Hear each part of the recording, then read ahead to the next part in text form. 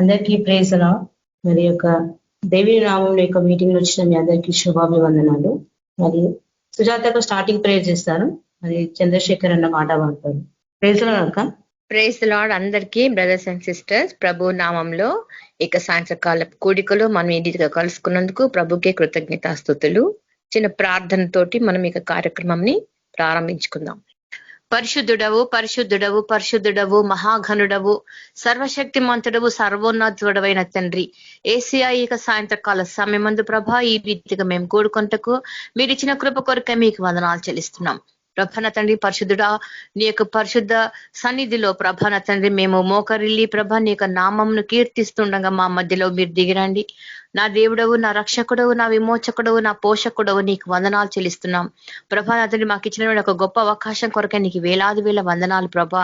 ఈ యొక్క వాక్యం ద్వారా, ప్రార్థన ద్వారా, ఈ యొక్క ప్రార్థన కూటముల ద్వారా ప్రభా బిడ్డలందరినీ మీరు ఉజ్జీవపరుస్తున్నారు తండ్రి, సిద్ధపరుస్తున్నారు ప్రభా. నీకు వందనాలు చెల్లిస్తున్నాం ప్రభా. మమ్మల్ని మేము సరి చేసుకుంటూ సిద్ధపడుటకు ప్రభా నీకు కృపలు మమ్మల్ని జ్ఞాపకం చేసుకునే విధానం కొరకే నీకే వందనాలు చెల్లిస్తున్నాం నాయన.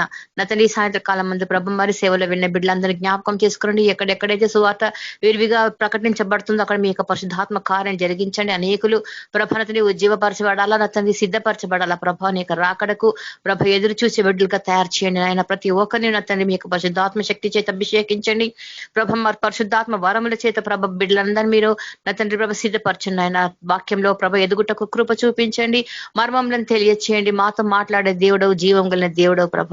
నీకు జీవవాకులను వినిపించండి, ప్రతి ఒక్కరిని తెప్పరిల్ల చేయండి. ఏసే మమ్మల్ని మేము సరి చేసుకోవాలా, సిద్ధపడాలి నా తండ్రి.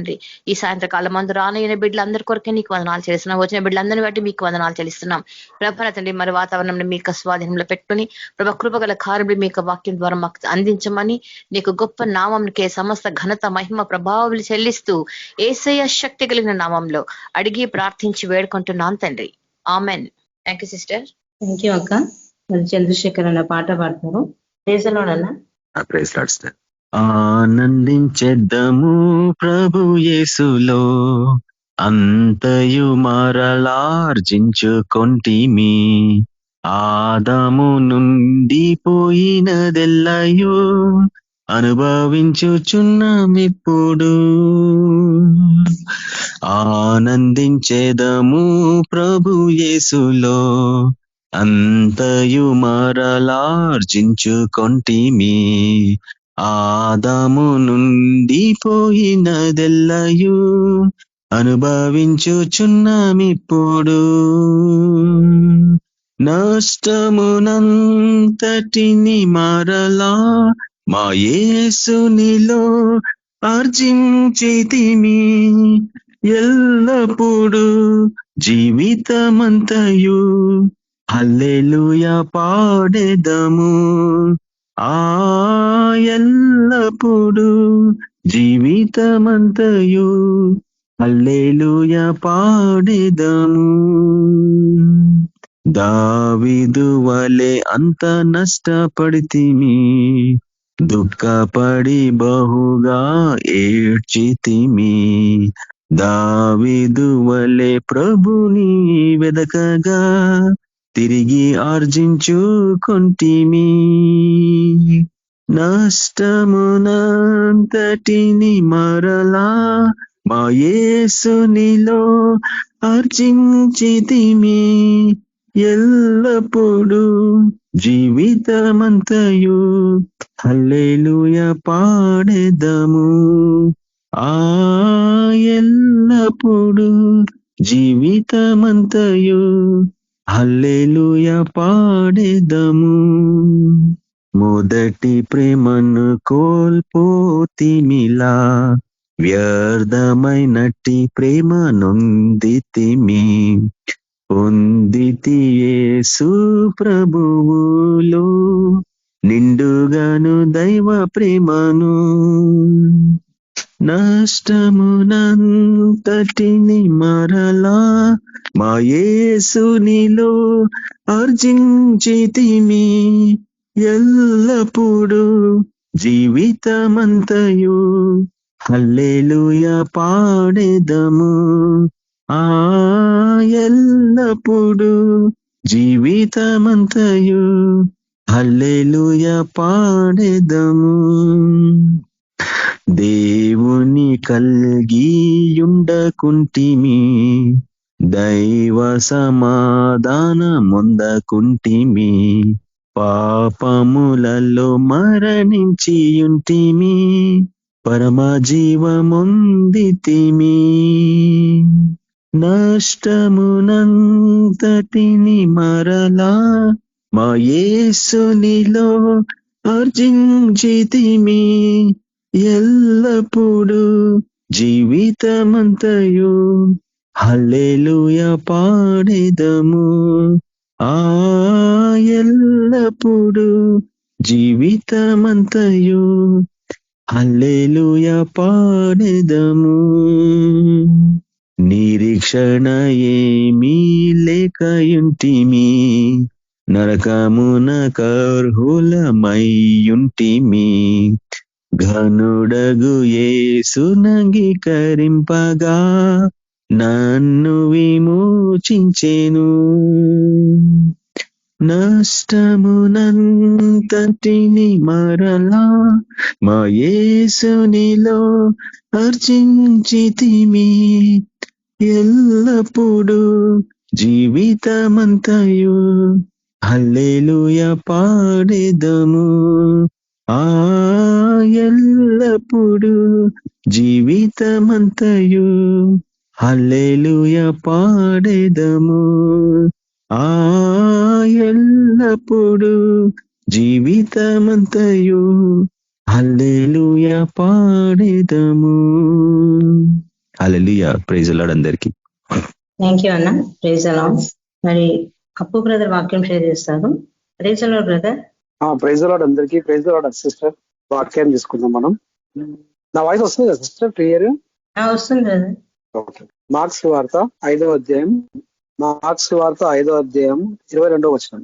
ఆయన సముద్ర తీరములుండగా సమాజ మందిరపు అధికారులలో యాయీరును ఒక్కడు వచ్చి ఆయన పాదం మీద పడి, నా చిన్న కుమార్తె చామనై ఉన్నది, అది బాగుపడి బ్రతుకున్నట్లు నీవు వచ్చి దాని మీద నీ చేతులు ఉంచవలెనని ఆయనను మిగులు బతిమలాడుకొనగా.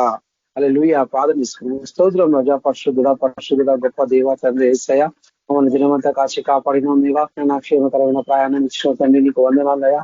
దినమంతా మాకు తోడుగా ఉన్నావు ప్రభా, మహిమ పొందిన నీకు వందనాలైనా. ఈ టైం మాకు ఇచ్చినావు, సమయం మాకు ఇచ్చినావు, నీకు వందనాలు ఇస్తూ ప్రభా.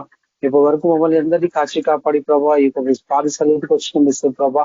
మా ప్రార్థన మీరు ఆలకించండి తండ్రి. ఇక ప్రభా వాక్యం మాతో మాట్లాడండి ప్రభా. చెప్పేది వీలు కాదు ఇస్తూ ప్రభా, మీరుండి మాతో మాట్లాడండి. మా జీవితాలు సరిచేయండి ఇస్తూ ప్రభా. నేను వాక్యానుసారమైన జీవితం మాకందరికీ దయచేయండి తండ్రి. నేను ఇస్తూ ప్రభా, నీకు లెక్కని వందనాలు ఇస్తూ ప్రభా. ఈ యొక్క వాతావరణం అదుపులో పెట్టుకోండి ప్రభా. ఇక్కడ జరిగిన ప్రతి ప్రార్థనకు జవాబు మీరు ఇచ్చేయండి ఇస్తాయా. నీకు ఎంతో వందనాలు. ఇంకా రావడం బిడ్డలు ప్రభా ఏసయ్య, ప్రతి అట్టంకాన్ని మీరు కొట్టివేసి వాళ్ళు త్వరగా వచ్చేలాగా సహాయం చేయండి తండ్రి. నా ఏసయ్య, నీకు లెక్కని వందనాలు ఇస్తూ ప్రభా. మీ నామం పట్టుకున్నాం ఇస్తూ ప్రభా. నీకు ఎంతో వందనాలు. మీరు మమ్మల్ని నడిపించండి. ముఖ్యంగా అందరి మీద పరిశుద్ధాత్మని కుమ్మరించండి. మీ పరిశుద్ధాత్మ యొక్క ప్రభా నడిపింపు మాకు దయచేయండి తండ్రి. నా ఏసయ్య, మా సొంత తలంపు సొంత జ్ఞానం సమస్తం కొట్టివేసి మీ తలంపులు మీ జ్ఞానంలో నడిపించమని యేసుక్రీస్తు తండ్రి. ఆమేన్. హల్లెలూయా. ఇక్కడ చూసుకుంటే మనము కదా, ఇక సమాజ మందిరపు అధికారి కదా, ఇలా ఎవరంటారంటే సమాజ మందిరపు అధికారులలో యాయీరును ఒకడు వచ్చి ఆయనను చూచి ఆయన పాదాల మీద పడి. చూడండి, ఈ యొక్క అధికారి ఆయన సమాజ మందిరంలో ఒక అధికారి, ఒక పొజిషన్ లో ఉన్న వ్యక్తి యేసుని ఫస్ట్ టైం చూసినట్టున్నాడు. వచ్చిండట, చూసి అధికారి ఆయన పాదం మీద పడు. హల్లెలూయా. యేసు ప్రభు యొక్క పాదాల మీద పడినట. పాదాల మీద పడి ఏం చెప్తున్నాడంటే 23వ వచనంలో, నా చిన్న కుమార్తె చావనై ఉన్నది, అది బాగుపడి బ్రతుకున్నట్లు నీవు వచ్చి దాని మీద చేతులు ఉంచవలెనని ఆయనను మిగులు కొనగా. హల్లెలూయా. చూడండి, యేసు ప్రభు దగ్గరకు వచ్చిన ఆయన చూసిండంటే ఆయన కాళ్ళ మీద పడినట్టు. ఒక అధికారి వచ్చిండు, ఒక హోదాలో ఉన్న వ్యక్తి, ఒక పొజిషన్ లో ఉన్న వ్యక్తి. అక్కడ క్లియర్ గా రాస్తుందన్న మందిరపు అధికారి యాయీరు ఆయన పేరు. ఆయన వచ్చినట్ట, వచ్చి ఆయన పాదం మీద, దేవుని యొక్క పాదాల మీద పడి అలా కుమార్తె కోసం ఆయన బతిమాలుకుంటుంది. చూస్తే ఆ పొజిషన్ ఏందో, ఆయన ఏ స్థితిలో ఉన్నాడో అన్నీ ఆయనకు గుర్తులేదు. ఆయనకు కావాల్సింది వాళ్ళ పాప స్వస్థపరచబడాలి. వాళ్ళ పాప స్వస్థపరచబడాలా. ఆయనకు ముఖ్య ఉద్దేశం ఏముంది కదా, దేవుడు వచ్చి చేతులు పెడితే దేవుడు వచ్చి చేతులు పెడితే యేసుప్రభు వచ్చి చేతులు పెట్టి ముట్టితే మా పాప స్వస్థపరచబడుతుంది. అది ఆయన విశ్వాసం. హల్లెలూయా. చూడండి ఆయన విశ్వాసం ఎట్లుందంటే, దేవుడు వచ్చి మా పాపను ముట్టిండనుకోండి, ఆమె స్వస్థత పొందుతుంది. పాపం ఆయన ఆ యొక్క పరిస్థితులలో ఉన్నప్పుడు ఆయన ఏం పొజిషన్ ఉందో ఏందో అవన్నీ లేదుగా. ఆయన మర్చిపోయాడు అవన్నీ. ఆయన హృదయంలో ఆయన తలంపులలో ఒకటే ఉంది, ఒకటి వాళ్ళ పాపను బతికించుకోవాలి. ఆయన కుమార్తెను ఆయన బతికించుకోవాలి. ఆయన ఏం చేస్తున్నాడు ఆయనకు అర్థమవుతలేదు, కానీ దేవుని పాదాల మీద పడినాడు. చూడండి తగ్గించుకున్నాడు మొత్తానికి. ఆయన ఏం చేస్తున్నాడంటే టోటల్ గా ఆయన తగ్గించుకొని దేవుని పాదాల మీద పడినాడు కదా. అక్కడ ఎంతమంది ఉండొచ్చు, 1000 మంది 1,00,000 మంది ఉండొచ్చు. అక్కడ ఎవరిని చూస్తలేడు. ఎవరిని చూసి సిగ్గుపడటం కానీ మోంబాట పడటం అనేది లేదు. ఆయన మైండ్ సెట్, ఆయన హృదయంలో ఒకటే ఉంది, నా బిడ్డ ఎట్లైనా బతకాలి, నా బిడ్డని నేను బతికించుకోవాలి. అది నా వల్ల కాదు, దేని వల్ల మాత్రం సమస్తం సాధ్యం. ఎంత కంప్లీట్లీ దేవుని మీద విశ్వాసం పెట్టినాడు. గుడ్డిగా నమ్మేస్తుంది యేసుప్రభు. నువ్వు వచ్చి చేతులు పెడితే నా బిడ్డ బతుకుతుంది. చూడండి ఆయన పరిస్థితులలో ఆయనని దేవుడు దేవుడు రావాలన్నట్టు ఆయనకు ఒక తపన. దేవుడు వచ్చి ముట్టాలా, దేవుడు వచ్చి ముట్టి స్వస్థపరచాలా. మనం చూసుకుంటాం. మనం ఆ యొక్క అధికారి యొక్క వేదన మనం అర్థం చేసుకోగలుగుతాం.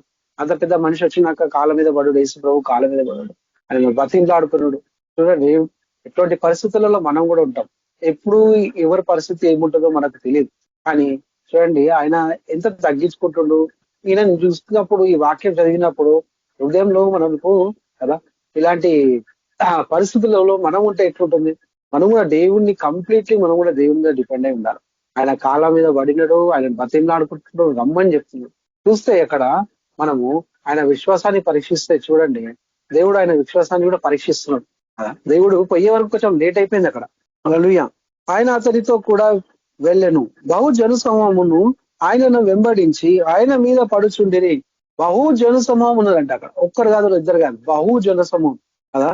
ఎంతమంది ఉన్నారో, 1000 మందిలో 1,00,000 మందిలో తెలియదు, కానీ బహు జన సమూహం ఆయనను వెంబడించి ఆయన మీద పడుతున్నారట.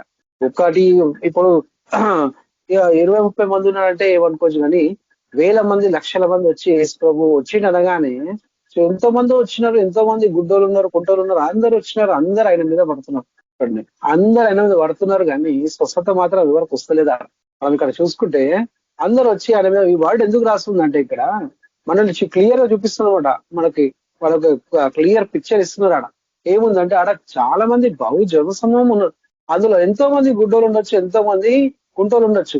హల్లెలూయా కదా. అందులో ఎంతో మంది గుడ్డోలు, కుంటోలు, రకరకాల రోగాలు కలిగిన వాళ్ళు ఉన్నారు ఆ జన సమూహంలో కదా. ఈయన అధికారి ఉన్నాడు ఆ జన సమూహంలో, ఇంకా అనేక మంది ఉన్నారు, బహుజనం ఉన్నారు, ఆయన తాకుతున్నారు, ఆయన మీద పడుతున్నారంట. క్లియర్ గా ఉంది అదే. 25 వర్డ్స్ ఏముందంటే 25వ వచనంలో, 12 ఏళ్ల నుండి రక్తస్రావం గల రోగం కలిగిన ఒక స్త్రీ ఉండెను. ఆమె అనేక వైద్యుల చేత తిప్పలు పడి, అలా 1 కాదు 2 కాదు, ఆమెకి ఎప్పుడు 12 ఏళ్ళు, 12 years, 12 ఏళ్ల నుంచి ఆమె యొక్క బాధ, ఆమె యొక్క వేదన ఏముందంటే 12 ఏళ్ల నుంచి ఆ యొక్క స్త్రీకి రక్తస్రావం కలిగిన రోగం ఉంది.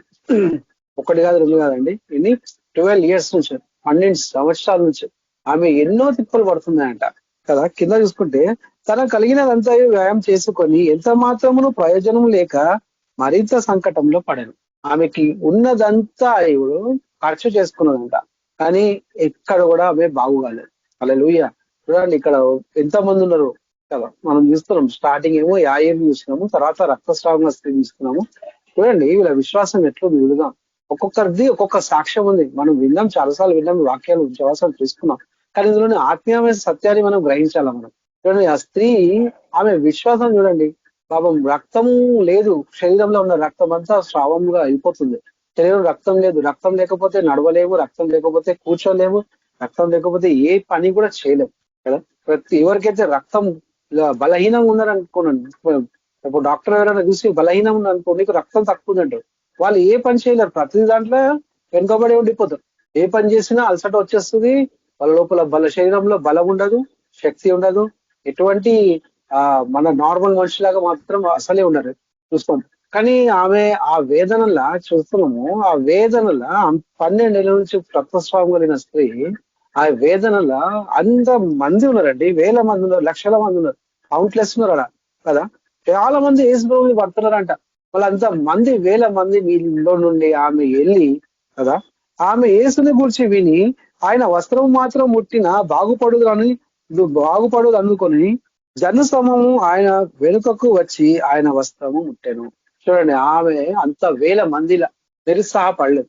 నేను ఎక్కడ పోతాను, అయ్యా దేవుడు అది ముందు వెళ్ళిపోతున్నాడు, నేను ఎన్నుకున్నాను, నా లోపల శక్తి లేదు, నా లోపల బలం లేదు, నేను చిన్నదాన్ని, నాకు ఈ రోగం ఉంది, నేను చేయలేను, నాతోని కాదు అన్నట్టు లేదు. ఆమె పట్టుదలతో ఉంది. లేదు ఏమైనా కానీ ఉన్నదంతా పోయినాయి, ఎంత చేసుకున్నా లేదు, స్వస్థత లేదు ఆమెకి. ఆమె జీవితంలో స్వస్థత అనేది రాలేదు, ఆమె హృదయానికి స్వస్థత అనేది లేదు, ఆమె శరీరానికి స్వస్థత అనేది లేదు కదా.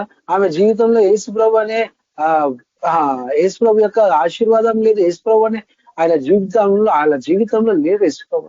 కానీ విన్నదంట, ఆమె సాక్ష్యం విన్నది, చూడలేదు ఎప్పుడు, ఎవరు ఏం కథ తెలియదు, కానీ ఒక్క మాట మాత్రం విన్నది. ఎవరు చెప్పినారో మన సువార్త.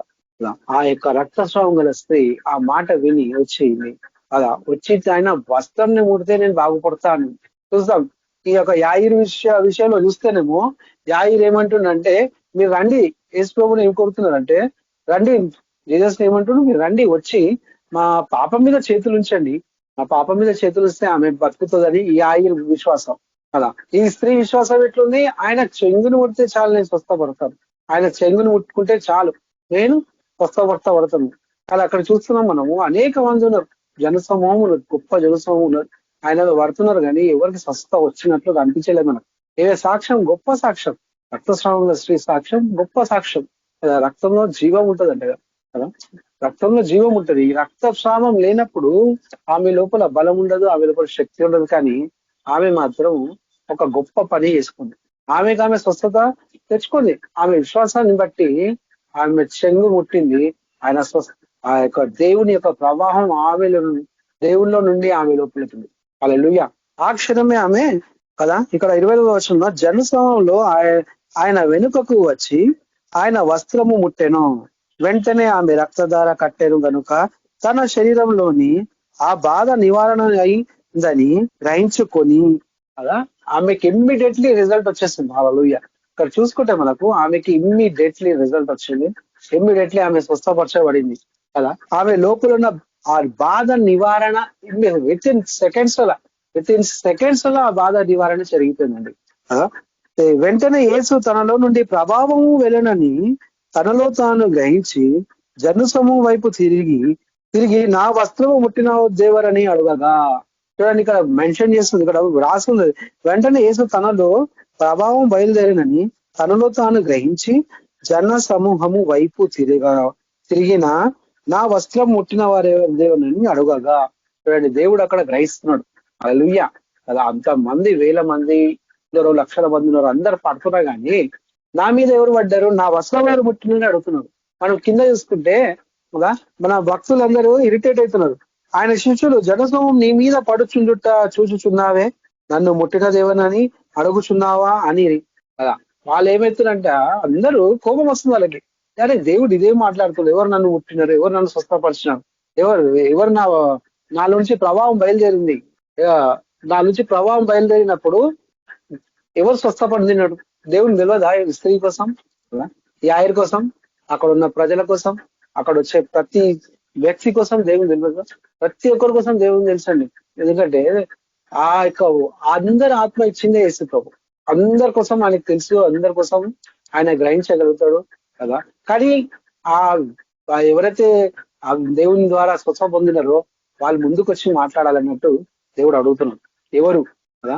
చూడండి, ఆ విశ్వాసాన్ని మనం చూస్తాం. మనం అలాంటి విశ్వాసం మనకు అందరికీ ఉంది.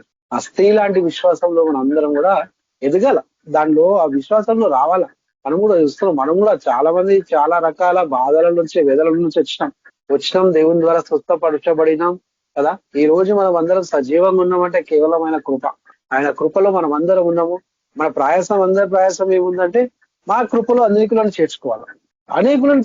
మనం ఇక్కడ నుంచి ఈ వాక్యాలని నేర్చుకున్నాక ఏం చెప్తున్నాం అంటే, ఈ వాక్యాలు పోయి మనం ఎదురెళ్ళాలి. అనేకుల జీవితాలలో ఈ వాక్యాన్ని చిగురింపజేయాలి. ఈ వాక్యాలు మనం నేర్చుకుని అక్కడ పోయి మనం చెప్తే అక్కడ వాళ్ళు విడుదల పొందుతారు. ఇప్పుడు గొప్ప జనసమూహంలో ఒక్క స్త్రీ, ఆ జనసమూహంలో లక్షలు ఉన్నారో తెలియదు, ఎంతమంది ఉన్నారో తెలియదు, కానీ ఒక్క స్త్రీ దేవుని సత్యంతో గ్రహించింది, దేవుని యొక్క సత్యాన్ని గ్రహించింది, ఆయన మీద సంపూర్ణంగా ఆధారపడింది. దేవుడు నన్ను ముట్టాలన్నట్టు ఆమెకు ఆ తపన లేదు, కానీ ఆ యొక్క ఆయన చెంగు ముడితే చాలు నేను స్వస్థపడతా అన్నట్టు విశ్వాసంలోకి వచ్చింది, సంపూర్ణతలు వచ్చింది. చూడండి, అంత వేల మంది, లక్షల మందిలో ఒక్క స్త్రీ కదా. ఆ దేవుడు వస్తున్నా కానీ ఎంతో కుట్టోలు గుడ్డోలు చుట్టుపక్కల గ్రామాల నుంచి, పట్టణాల నుంచి అనేకులు వచ్చి ఉండొచ్చు, కానీ ఎవరు కూడా అక్కడ హీల్ కాలేదు. ఎవరికి ఎవరు కూడా హీల్ కాలేదు. ఈ మొక్క ఆమె హీల్ అయిందట.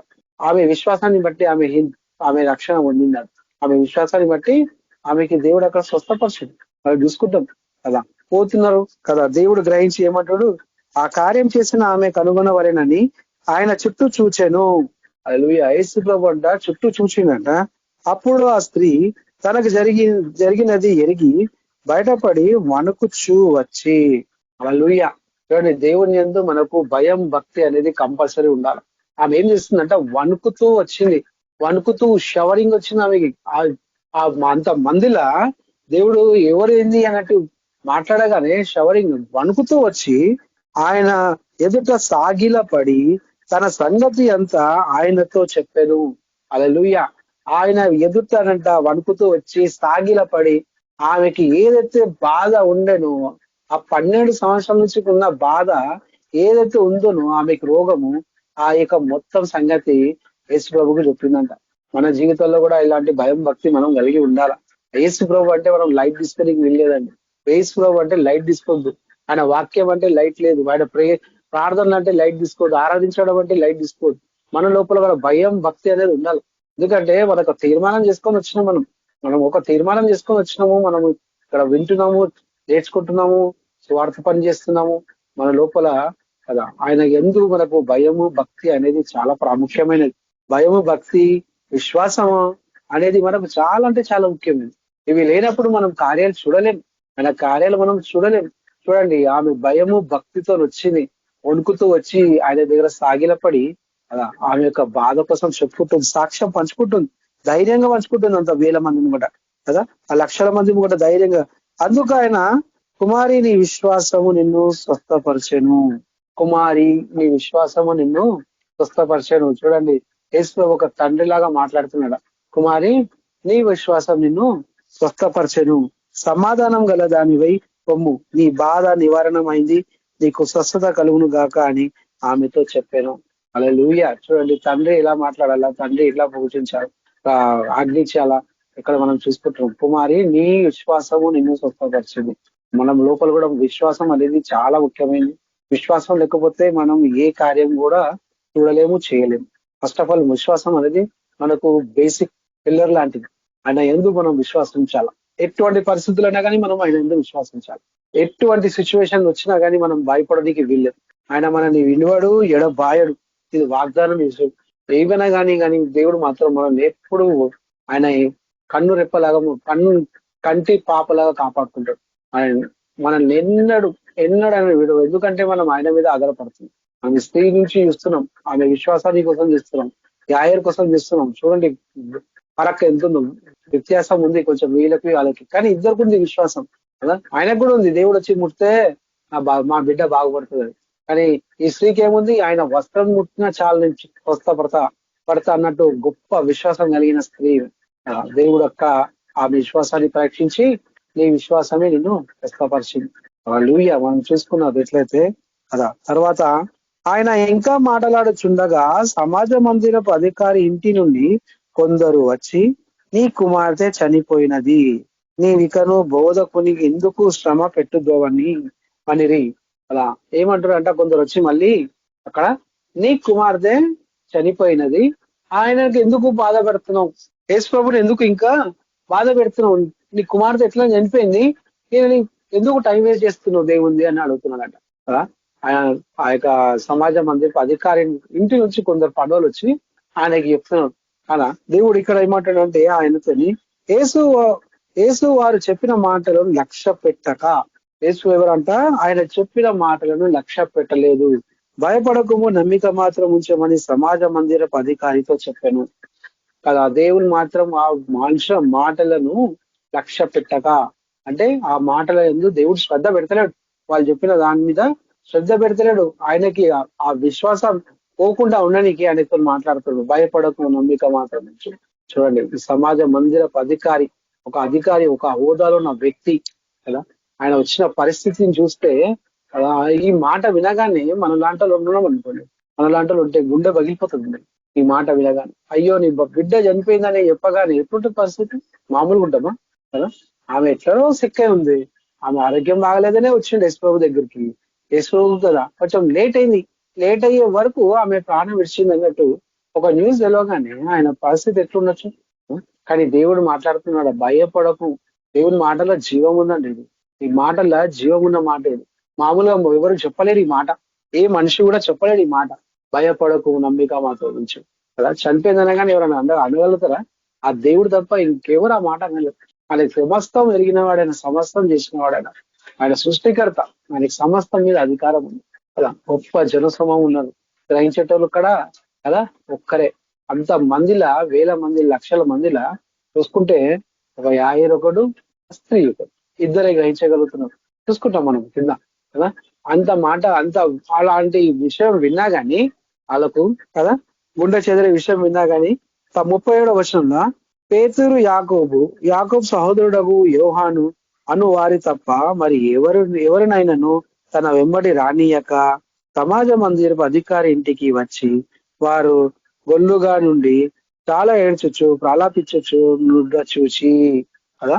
పాప చనిపోయిన అనగానే వాళ్ళ చుట్టాలు, ఇంటోళ్ళు, పక్కనోళ్ళు, ఇరుగు పరుగులు ఎవరుండరు కదా, అందరు ఏం చేస్తున్నారంట, బాగా బాధపడుతున్నారు, ఏడుస్తున్నారు. కదా ఆ యొక్క పరిస్థితిని చూసి వాళ్ళందరూ ఏడుస్తున్నారు. యేసు ప్రభు పోయే వరకు ఆడ నడుస్తూనే ఉంది ఏడుపు. పాపం వాళ్ళ బాధ వాళ్ళు పంచుకుంటున్నారు. కానీ చూస్తే మనం కింద ఒక మాట చెప్తున్నారు దేవుడు, లోపలికి పోయి మీరు ఎలా గొల్ల చేసి ఏడ్చుచున్నారు, ఈ చిన్నది ఎదిచుచున్నదే గాని చనిపోలేదని వారితో చెప్పాను. హల్లెలూయా. యేసు ప్రభు మాట్లాడుతుండే ఇప్పుడు కదా. ఇంతకుముందు చూస్తున్నాం, భయపడకు నమ్మిక మాత్రం ఉంచు అని అన్నాడు.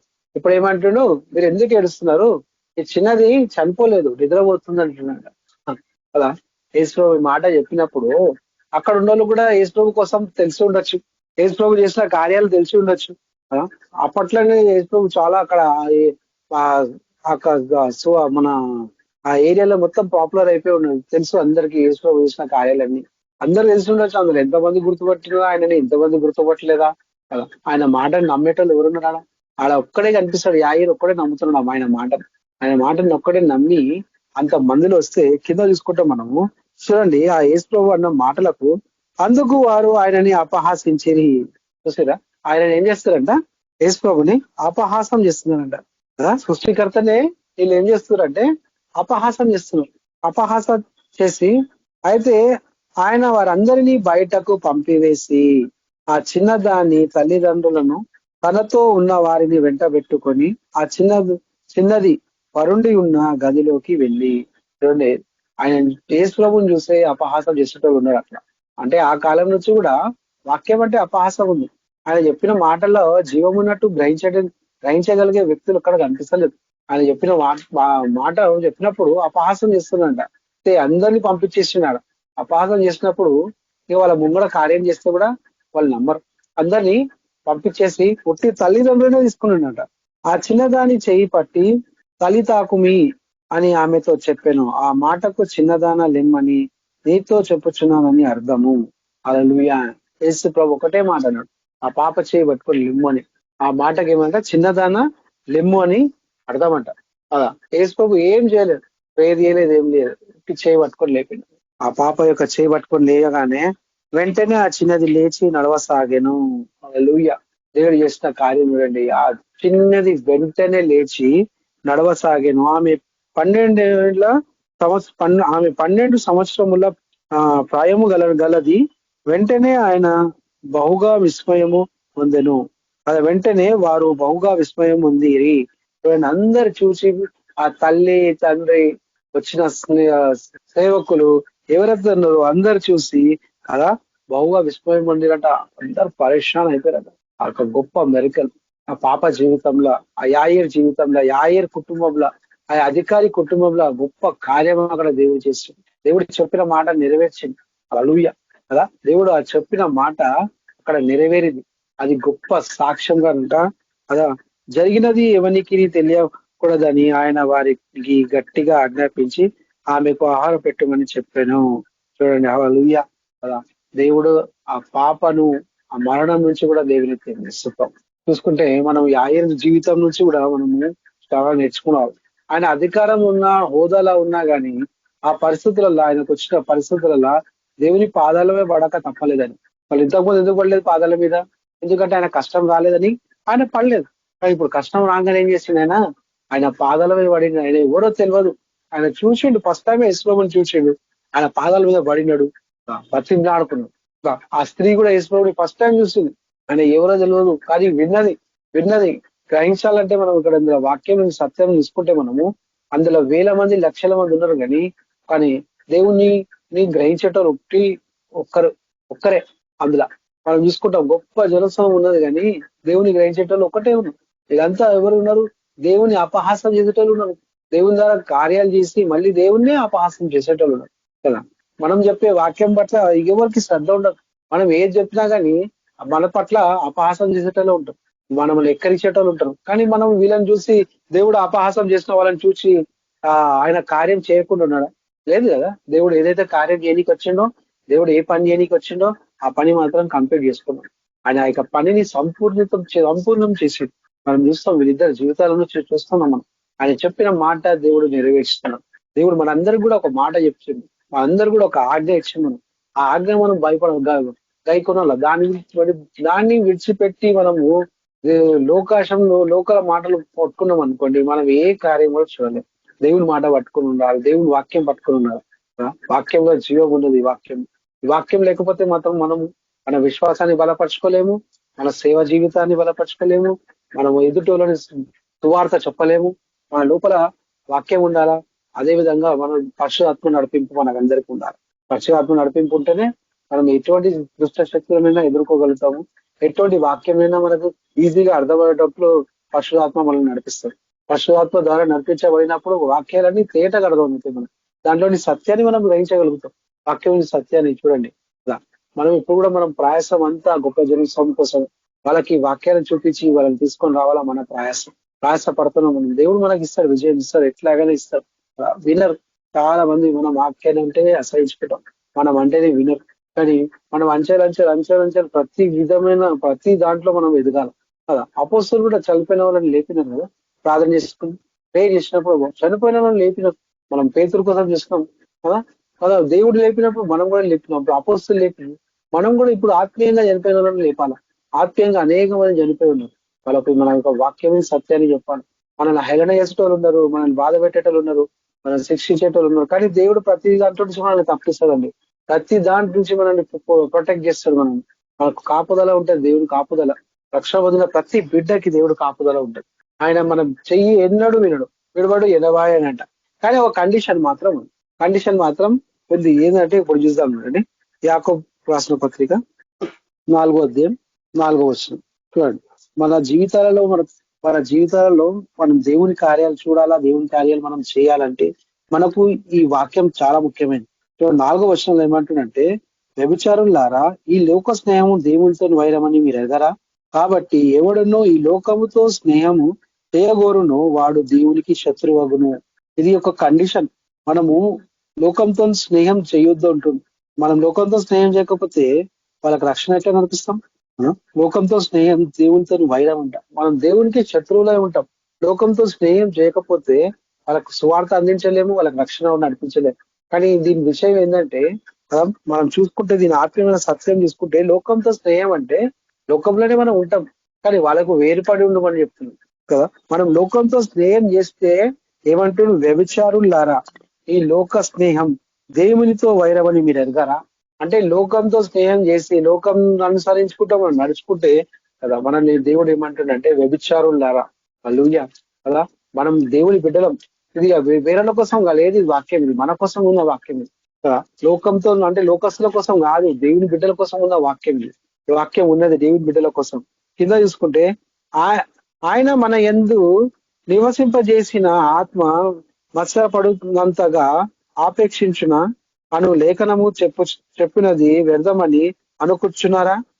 మన దేవుని యొక్క ఆత్మ మత్సరపడుతుందంట మనం లోకంతో స్నేహం చేసినప్పుడు.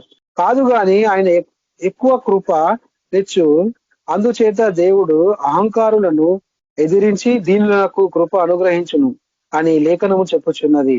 కాబట్టి దేవునికి లోబడుడి. చూడండి, మనం ఏం చేయాలంట? దేవునికి లోబడాలా, లోకానికి కాదు.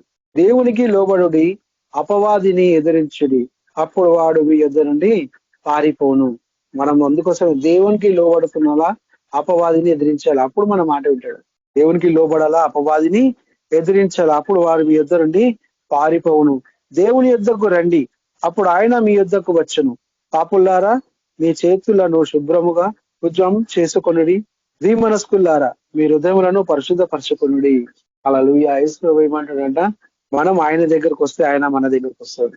హల్లెలూయా. మనం దేవుని దగ్గరికి రావాలా, అప్పుడు దేవుడు మన దగ్గరకు వస్తాడు. పాపులారా, చూడండి ఎంత మంది, అందరినీ పిలుస్తున్నాం కదా, అందరినీ పిలుస్తున్నాం. ఆజ్ఞ అతిక్రమే పాపం అని వాక్యం ఉంది కదా. పాపులారా, ఎవరు పాపు, ఎవరు పరిశుద్ధులు మనం గ్రహించగలుగుతాం. మన యొక్క పని ఏంది? వీళ్ళందరినీ తీసుకొని వచ్చి దేవుని సన్నిధికి తీసుకొని రావాలా.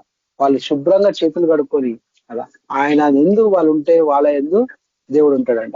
మనం లోకానికి విరుద్ధం, మనం అందరం లోకానికి అగేనేస్తాం. అంటే లోకంలో ఉంటలేం, లోకంలో ఉంటున్నాం కానీ లోకాచరణకు విరుద్ధంగా ఉన్నాం.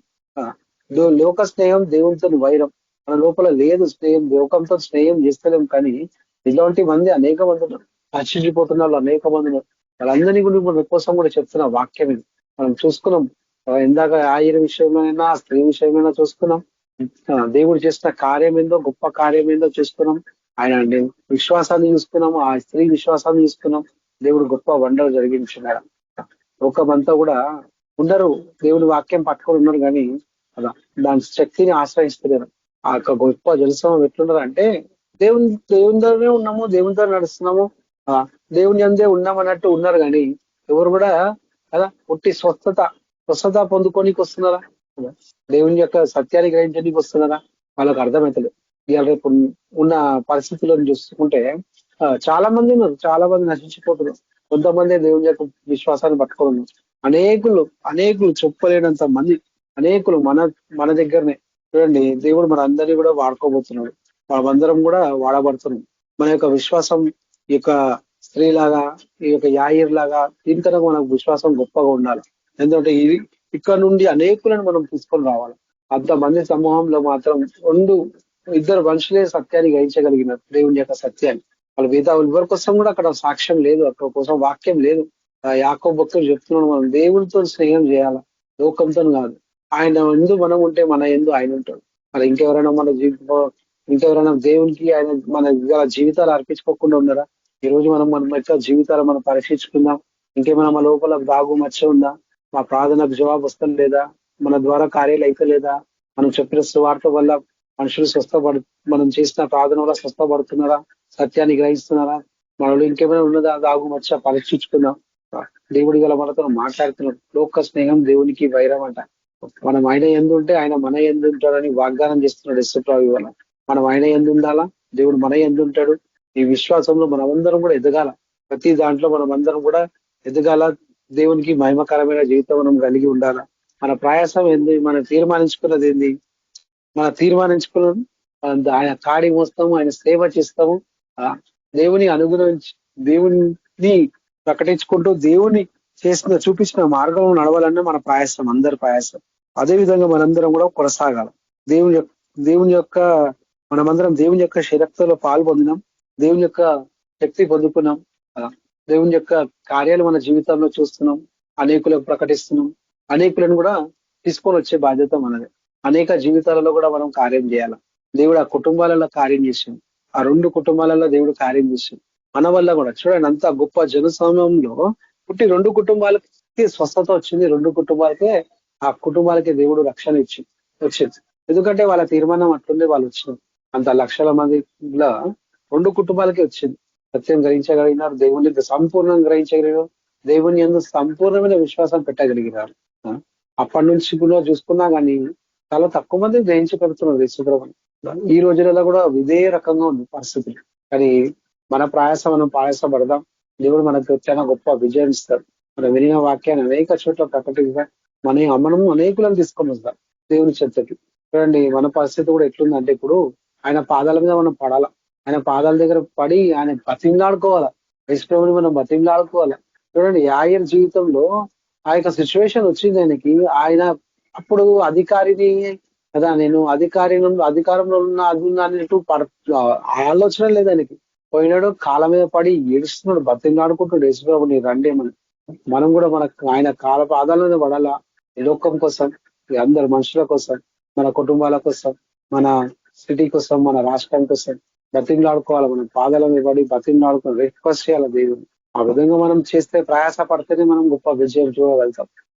ఆయన కుమార్తెకి అసలు ఆ శోధన వచ్చిందని చెప్పి ఆయన పడుతున్నాం. ఆత్మీయంగా వీళ్ళందరూ కూడా మనలే కదా, మనం కూడా వీళ్ళ కోసం ప్రయాసపడాలి. దేవుని పాద సన్నిధికి పోవాలా, మనం గోజాడాల, కష్టపడద్ది ఏది దొరకదు. కంపల్సరీ అన్ని విధాల్లో మనం కష్టపడాలా. దేవుని కార్యం మనం ఆల్రెడీ అనుభవించిన, మనం చూసినాం, రుచి చూసినాం. అందరూ కూడా అందులో రావాలా. వ్యాయంతో మనం నేర్చుకుంటున్నాం. దేవుని సన్నిధిలో మనం కూడా గోజాడాలి, కష్టపడాలి. లేకపోతే మాత్రం మనల్ని మనం మిస్ చేసుకుంటాం. మన కుటుంబీకులనేది, బంధుమిత్రులనేది, ఇరుగు పొరుగు వాళ్ళనేది, మన దేశస్తులనేది, మన సంఘస్థులనేది, మనతో చేసిన కూడి సేవ చేసిన వాళ్ళని అనేక మంది మనం అట్లా పర్సనల్ తీసుకొని చేస్తేనే అవుతుంది. లేకపోతే మాత్రం దేవుని కార్యం మనం వివరించలేము, ఆయన సేవను మనం చేయలేము, ఆయన పక్షాన్ని వహించలేము. మనం తీర్మానించుకున్నాం, మనం అందరం కూడా పడదాం. ఆయన పాదాలను పడి బతిమలాడుకుందాం, మన విశ్వాసాన్ని మనం బలపరుచుకుందాం. ప్రతి చిన్న విషయానికి మనం భయపడడానికి వీల్లేదు. భయపడితే మాత్రం మనం ఇంకా లోకస్తులాగా లేకపోతాం. మళ్ళీ అదే లోక స్నేహంలో అయిపోతాం. లోక స్నేహం అది మన లోపల ఉన్న ఏవైతే ఉన్నాయో బలహీనతలు, ఆ దేవుని సన్నిధిలో ఒప్పుకుందాం. ఆ బలహీనతల నుంచి మనం విడుదల పొందాం. దేవుడు ఈ వాక్యం జీవించినాక ఆమేన్. ప్రార్థన చేసుకున్నాం. స్తోత్రం రాజా, ప్రార్థన చేసుకున్నాం. స్తోత్రం రాజా, పరిశుద్ధుడ గొప్ప దేవ తండ్రి, యేసయ్యా నీకు లెక్కని వందనాలైనా. యేసు ప్రభా, మనం ఈ ఆయా జీవితం నుంచి చేసుకుంటున్నాం తండ్రి. యేసు ప్రభా, ఆయన ప్రయాస పడినాడు. యేసు ప్రభా, మీ పాదాల దగ్గరకు వచ్చిన యేసయ్యా, ఆయన యేసయ్యా ఆయన మిమ్మల్ని ఎంతో బతిమలాడుతున్నట్టు చూస్తున్నారు తండ్రి. ఆయన మీరు ఎవరికి ఆదరణ లేక ప్రభా, అందరి ప్రభా సమానంగా చూస్తే దేవుడ వేస్తే ప్రభా తండ్రి. నేను ఆ గొప్ప జనసంలో ప్రభా, ఇద్దరు వ్యక్తులు ప్రభా, ఆ 2 కుటుంబాలే ప్రభా వచ్చిన యేసు ప్రభా. నేను పరిస్థితులు ప్రభా మొదటి నుంచి అలాగే ఉన్న యేసు ప్రభా. నిన్ను గ్రహించేటోళ్ళు చాలా తక్కువ మంది నడుస్తూ ప్రభా. నేను నీ వాక్యం సత్యాన్ని గ్రహించేటోళ్ళు, నీ మీద సంపూర్ణంగా ఆధారపడటం చాలా అంటే చాలా తక్కువ మంది ఉన్నారు యేసు ప్రభా. మమ్మల్ందరినీ ప్రభా మీరు ఏర్పరచుకున్నారు, అది కేవలం మీ కృపణ యేసు ప్రభా. మీకు వందనాలైనా మేమందరినీ ప్రభా మీ గుంపులో చేసుకొని రావాలా దేవా. అనేకులకు ప్రభా మీ యొక్క సత్యాన్ని ప్రకటించి విడుదల చేసుకొని రావాలా. మాలో లోక స్నేహం లేకుండా మీరు సహాయం చేయండి తండ్రి. మాలో ప్రభానైనా తండ్రి, ఇంకా మీకు ఇష్టమైన క్రియలు ఏమైనా ఉంటే దాన్ని తీసివేయలే ఒప్పుకుంటున్నాం. యశు ప్రభా నీకు ఎంతో వందనాలు. యశు ప్రభా గొప్ప దేవ, మీ కృపలో వాళ్ళందరినీ భద్రపరచుకోండి తండ్రి. నేను ప్రభా రాబోయే కాలం ఇంకా భయంకరంగా ఉండబోతుంది. మేము అనేక సమయం నీతో గడపాలా దేవా. ప్రతి క్షణం మిమ్మల్ని స్థుతిస్తుండాలా, ఘనపరుస్తుండాలా యశు ప్రభా. ప్రభా మీ వాక్యంలో మేము నానబడాలా దేవా. వాక్యాన్ని అనేక చోట్ల ప్రభా నేను యేసు ప్రభా ధైర్యంగా ప్రకటించాలా తండ్రి. ఆయన ప్రభా ఆ స్త్రీ మీ ముందు రానికి ప్రభా భయంతో వణుకుతో వచ్చింది ఎస్సయ్య. ఆయన తండ్రి అలాంటి భయం భక్తుల జీవితం మాకు అందరికీ దయచేది, మా కుటుంబాలకు దయచేది తండ్రి. ఒక్క ప్రభా నైనా ఇక్కడ వచ్చిన ప్రతి బిడ్డకు మీరు అలాంటి భయం భక్తి జీవితం దయచేది. ప్రతి ఒక్కరి ప్రభా ఇలాంటి విశ్వాసం నడిపించండి. ప్రతి ఒక్కరిని ప్రభా ప్రార్థన జీవితం మాకు దయచేయండి తండ్రి. నేను యేసు ప్రభా ప్రతి దుష్టు నుంచి మమ్మల్ని తప్పించిన ఆయన యేసయ్య తండ్రి. యేసయ్య మీ యొక్క వాక్యాన్ని ప్రభా మేము గ్రహించగలుగుతున్నాం తండ్రి. ఇది అనేక చోట్ల మేము ప్రకటించాలా దేవా, ధైర్యంగా ప్రకటించాలా తండ్రి. మీ ఆత్మ నడిపింపు మాకు అందరికీ దయచేయండి తండ్రి. ఇంకెంతమంది ఆత్మ పొందలేదు ఇస్తే ప్రభా, వాళ్ళందరూ కూడా ఆత్మ పొందులాగా సహాయం చేయండి. మీ ఆత్మతో మీ ప్రభా మీ సత్యంతో మేము స్తుతించాలా, ఘనపరచాలా తండ్రి. నేను యేసయ్య నీ వాక్యం సెలవిస్తుంది, ఆత్మ లేనివాడు నా వాడు కాదంటే నువ్వు ఇస్తూ ప్రభా. మా అందరి మీద నీ యొక్క ఆత్మని కుమారించండి. అందరికీ ధారాళంగా ఇస్తాను ఇస్తూ ప్రభా. నేను యేసు ప్రభా అందరికీ అన్య భాషలు మీద ఇచ్చింది తండ్రి. నేను యేసు ప్రభా నీకు చూసుకున్నాం యేసు ప్రభా. ఈ రోజు ఈ వాక్యం ద్వారా మేము అనేకమైన విషయాలు నేర్చుకుంటున్నాం తండ్రి. నేను యేసు ప్రభా మేము ఇవన్నీ ప్రభా తండ్రి వేస్తే ఆ గొప్ప జనసంటూ మేము చెప్పాలా తండ్రి. అనేకులు ప్రభా మీ చెంతకు తీసుకొని రావాలా దేవా. నైనా మీరు మాకు తోడుగున్నారు. వందనాలైనా లెక్కలేని వందనాలైనా, అద్భుతకరుడా, ఆశ్చర్యకరుడా. ఇక మీ ప్రభా ఈ వారం అంతా మమ్మల్ని అందరూ కూడా వాడుకోండి వేస్తే ప్రభావ. మేమందరం మీ సేవ చేయాలా, మీ కాడి మోయాలా ప్రభా. ఎంతమంది బాధలలో, ఎంతమంది వేదనలు ఉన్నారో ప్రభా, వాళ్ళందరికీ మమ్మల్ని నడిపించండి తండ్రి. నేను ఐసే ప్రభావ సొంత తలంపు సొంత జ్ఞానం సమస్తం కొట్టివేసి మీ తలంపు మీ జ్ఞానం ద్వారా నడిపించి దేవా మీ యొక్క ప్రభా ప్రణాళిక ఎందుకు ప్రభా మా పక్షంలో ప్రభా మా పట్ల అది మా జీవితాలను నెరవేర్చండి ఇసు ప్రభా నేను ఐసే ప్రభావ మీ చిత్తానుసరైన జీవితం మాకు అందరికీ దయచేయమని ఏసుకృష్ణ తండ్రి ఆమేన్. మా యేసుక్రీస్తు యొక్క కృపా సమాధానం పరిశుద్ధాత్మ నడిపింపు మనందరికీ సదాకాలం తోడుగాక. ఆమేన్. ప్రైజ్ ది లార్డ్ అందరికీ. ఆమేన్. ఆమేన్. అందరికీ ప్రైజ్ ది లార్డ్. అందరికీ ప్రైజ్ ది లార్డ్. అందరికీ ప్రైజ్ ది లార్డ్.